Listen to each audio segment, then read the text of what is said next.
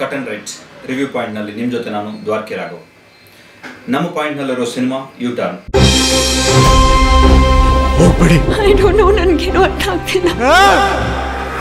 ಕೆಲವು ಪ್ರಶ್ನೆಗಳನ್ನ ಕೇಳಲೇಬಾರದು.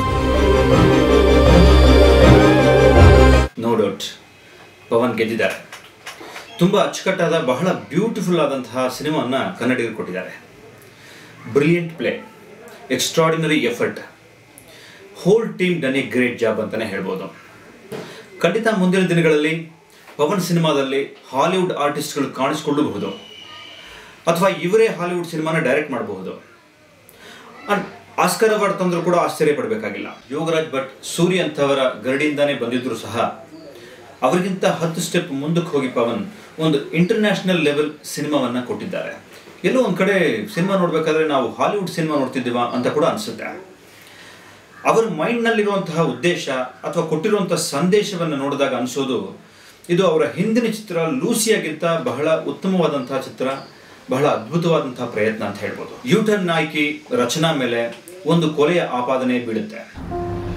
ಸರ್, ನೀವು ನನ್ನ ನಂಬ್ತಿರಲ್ವಾ? ನಂತರ ರಚನಾ ಆ ಕೊಲೆಯ ಹಿಂದೆ ಬೀಳ್ತಾಳೆ. ರಚನಾಳನ್ನ ಕೊಲೆಯ ಆಪಾದನೆ ಮೇಲೆ ಅರೆಸ್ಟ್ ಮಾಡಿದ ಸಬ್ ಇನ್ಸ್ಪೆಕ್ಟರ್ ನಾಯಕ್ಕೆ ಅವಳಿಗೆ ಸಾಥ್ ಕೊಡ್ತಾನೆ. ತಾನು ಇಷ್ಟಪಟ್ಟ ಆದಿತ್ಯ ಅನ್ನೋ ಹುಡುಗನೇ ಕೊಲೆಯ ಹಿಂದೆ ಇರ್ತಾನೆ. ಅವನ ಹಿಂದೆ ಇನ್ನೇನೋ ಇರುತ್ತೆ ಅಂತ ನಾನು ಏನೇ ಹೇಳಿದ್ರು ನೀವು ಚಿತ್ರಮಂದಿರಕ್ಕೆ ಹೋಗಿನೇ ನೋಡಿ ಅನುಭವಿಸ್ಬೇಕು. You should feel in theatre only. ಪ್ರತಿಯೊಂದು ಪಾತ್ರ, ಸೆಕೆಂಡ್ ಹಾಫ್ ಸ್ಪೀಡ್, ಪ್ರತಿ ದೃಶ್ಯವನ್ನು ಹಿನ್ನೆಲೆ ಸಂಗೀತದಲ್ಲಿ ಹಿಡಿದಿಡೋ ಮ್ಯೂಸಿಕ್ ಡೈರೆಕ್ಟರ್ ಪೂರ್ಣಚಂದ್ರ ತೇಜಸ್ವಿ, ಪವನ್ ಮಾಡಿರುವಂತಹ ಸರಿಯಾದ ಕ್ಲೈಮ್ಯಾಕ್ಸ್ ಅಂತ ನಿಮಗೆ ಎಲ್ಲವೂ ಇಷ್ಟವಾಗುತ್ತೆ. Please don't miss U turn.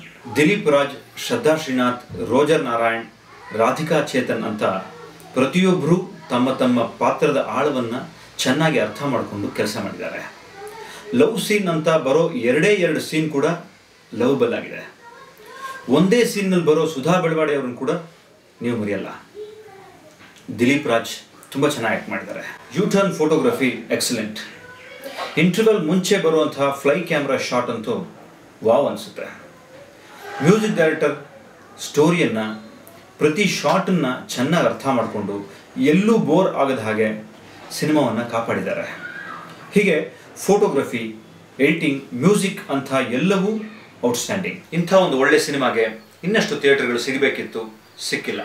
ಇದ್ರೂ ಪರವಾಗಿಲ್ಲ, ಇರುವಂತಹ ಥಿಯೇಟರ್ಗಳಿಗೆ ನಾವೆಲ್ಲ ಹೋಗಿ ಸಿನಿಮಾವನ್ನು ನೋಡಿ ಹಿಟ್ ಮಾಡೋಣ.